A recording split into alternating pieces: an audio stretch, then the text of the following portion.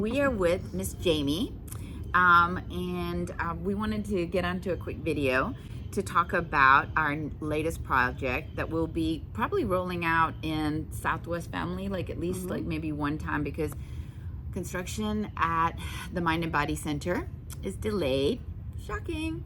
But this project is really for, you know, kind of our whole concept of our mind and body and how health without like connecting the two, you know, you can be on all the low cholesterol diets, but if you have stress, you can literally drop dead of a heart attack. Sometimes people are not able to connect like proactive, healthy behaviors and how they can actually prevent disease. Like they separate like heart disease from all of those behaviors that we do on a daily basis. They do connect it to food, you know. They're like, if you eat big cholesterol food, yeah, that you're gonna end up with some disease, but they don't connect it to like movement and all the things that we've worked on together. Right, yeah, and mindfulness really. And the thing is, it seems like when you know, you can go like no one really knows what's going on in your body except for you, you know. And it seems, and so that's the thing with the biggest benefit when you have more of a connection to yourself and more mindfulness and more of an intuition, when you really truly know your body and know its signals, because the body's constantly giving you signals and warning signs. And when you have time to when you have a practice of being still with yourself and connecting with yourself, then you can listen to those signals, and then you can kind of get in front of it, right? And so when you notice this, when the signal is off, you call your doctor, you make an appointment, and you can speak intelligently with your doctor, and you can kind of have much more proactive part of your like health routine. Right. So I like the way that you use signals, because you know, what we use is symptoms, right? And so it's easy when like I'm like, do you have any symptoms of like whether it's a fever or shortness of breath or chest pain? But signals are also ways that our body tells us whether we're doing good or whether we're doing bad. And so our project is called the Joy Project by Jamie. Jamie, and so I helped co-create it with her because I wanted something, because she has like some amazing stuff that she's working on, which has a lot of substance and goes super deep. You know, I mean, let me just be honest with y'all, because I was like, you know, I mean, I think that it's amazing. And she's like, it takes a lot of commitment. I was like, yeah, a lot of people don't know how to start a commitment, and a long-term commitment. It just seems so like much, right?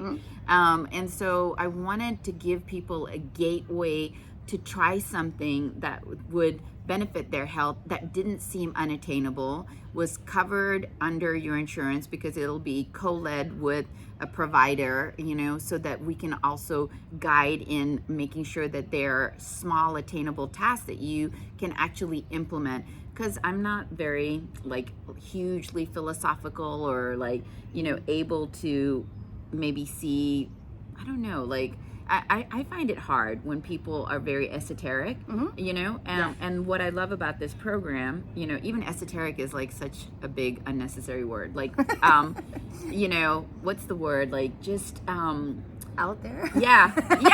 Like, you know what the word I would use is woo-woo. When things are so woo-woo, you're like, what are they talking about? That is so randomly bizarre. Like, no, you know, woo-woo is a good word, you know? So yeah, but so it's a 4-week program. 4 weeks. So tell us a little bit about the program and what they can expect, and then we'll talk about why they should do it. It is, we want to keep it to a small number, so that we can really make sure that each person benefits and has had a life-changing like educational process that they can implement, and they can see differences in their health, which is what, of course, my job is to help you with. So So the biggest thing I think is like when it comes to mindfulness, a lot of folks don't know where to start. There's a lot of information out there, a ton of information, and so it's where do you start with it?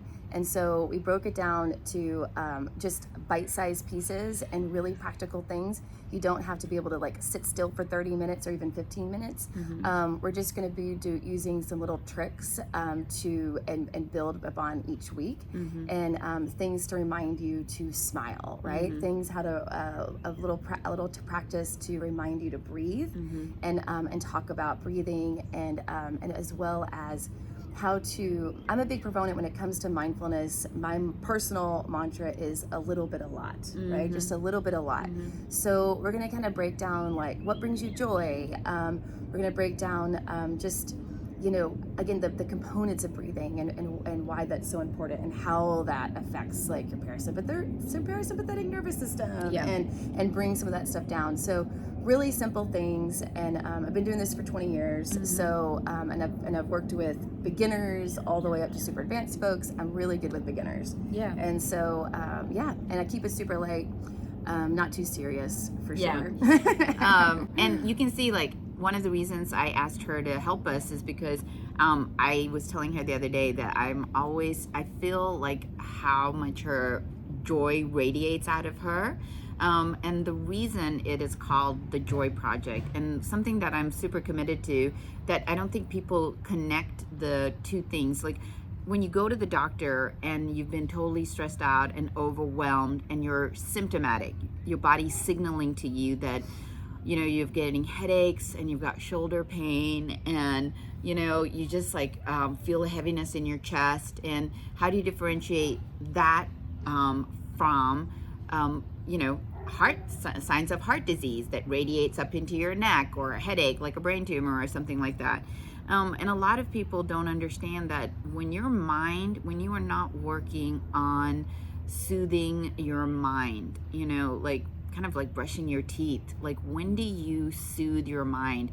How do you take care of your mind? And so when you hear the word mindfulness, right, then that seems like, what does that even mean? But really, one of its core components, you know, like Oprah always talks about gratitude.